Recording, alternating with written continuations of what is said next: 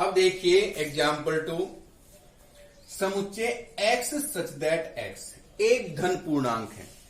और कैसा धन पूर्णांक है कि उसका जो वर्ग है वो 40 से छोटा है। इसको हमें रोस्टर यानी तालिका रूप में लिखना है। तो देखिए पहले आपको देखना है कि जो 40 है, 40 से छोटी कितनी धन पूर्णांक संख्या है जिनका वर्ग 40 से कम हो। तो यहां पर देखिए 1 का जो स्क्वायर है 1 है, 2 का स्क्वायर किया तो 4, 3 का स्क्वायर किया तो 9, 4 का स्क्वायर किया तो 16, 5 का स्क्वायर किया तो 25 और 6 का स्क्वायर किया तो 36 और 7 का स्क्वायर करते हैं तो ये 49। तो यहां पर जो है वो 40 स्क्वायर जो है वो 40 से कम है। हमें इसको तालिका रूप में लिखना है, अर्थात रोस्टर रूप में,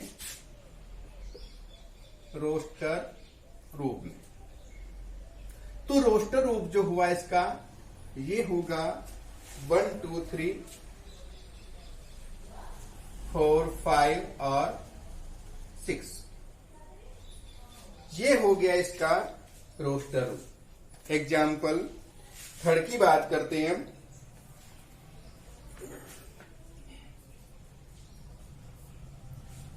समुच्चय है इसमें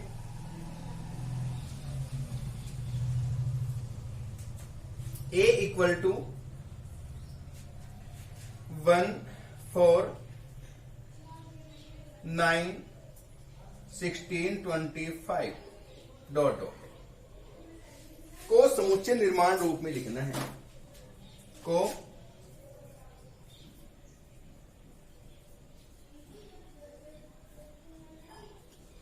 निर्माण रूप में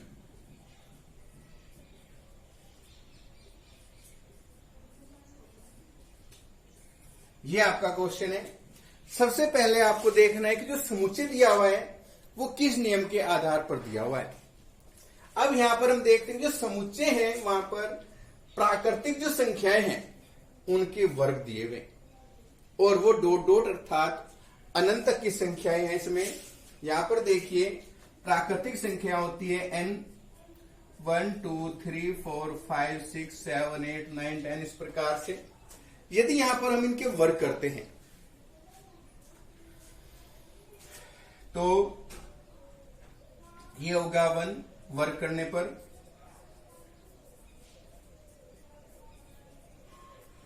फिर 4 9 16 25 36।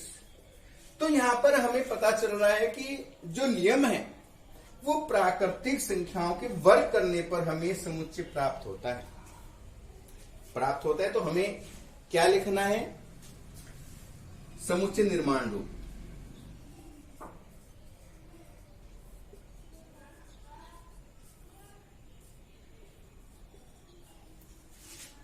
समुच्चय निर्माण रूप में लिखना है x सच दैट x या इसको हम कई प्रकार से लिख सकते हैं। हम इसमें यह भी लिख सकते हैं कि x बराबर n स्क्वायर और n belongs to capital N। x equal to n square, n का मतलब प्राकृतिक संख्या है। यहां लिख दिया मैंने कि n एक प्राकृतिक संख्या है और यहां पर प्राकृतिक संख्याओं का ये वर्ग किया हुआ है।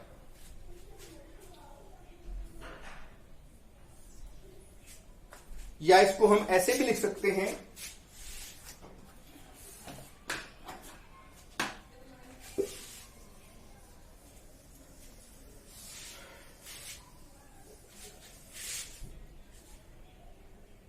x सच दैट x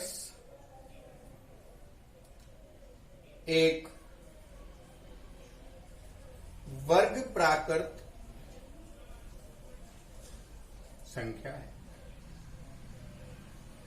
ऐसे भी हम लिख सकते हैं इसे।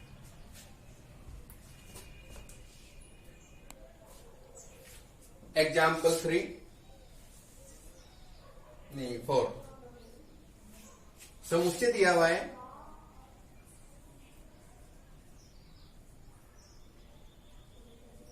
1/2, 2/3, 3/4, 4/5, 5/6, 6/7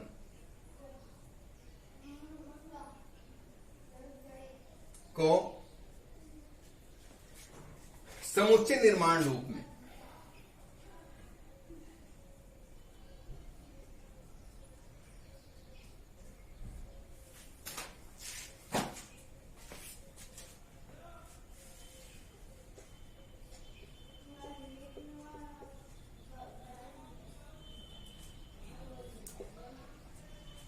अब देखिए यहां पर इसको हमें समुच्चय निर्माण रूप में लिखना है। तो कैसे, पहले आपको नियम को समझना है, किस नियम के आधार पर लिखे हुए हैं। यहां पर हम देखते हैं कि जो प्राकृतिक संख्या है 1 2 3 4 5 6 एक एक संख्या बढ़ रही है और लास्ट में कहा है 6 तक है। नीचे जो संख्या है उससे एक ज्यादा है, जैसे यहां 1 है तो यहां पर 2 आ गया, अर्थात एक एक्स्ट्रा है।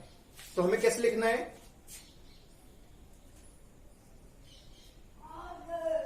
समुच्चय निर्माण रूप।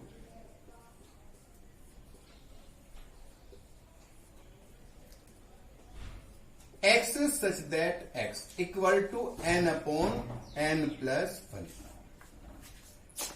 n equal to n plus 1, यानी एक ज्यादा है यहां पर।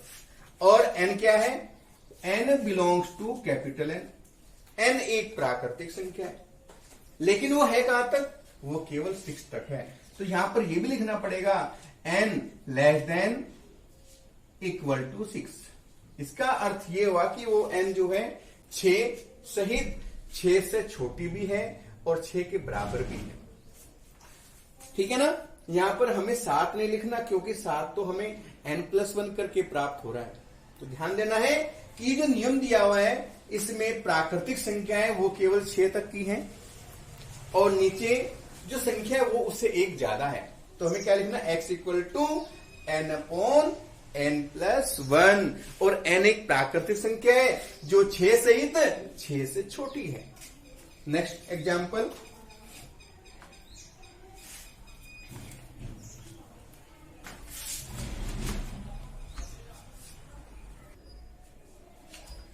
एग्जाम्पल 6 देखिए। यहां पर एक साइड में रोस्टर रूप है, दूसरी साइड में समुच्चय निर्माण रूप है। यहां पर हमें इनका मिलान करना है कि कौन सा ऑप्शन किसका है। पहला है x एक धन पूर्णांक है जो 18 का भाजक है। अब 18 को भाजक करने वाली जो संख्या है वो सभी हम लिख सकते हैं।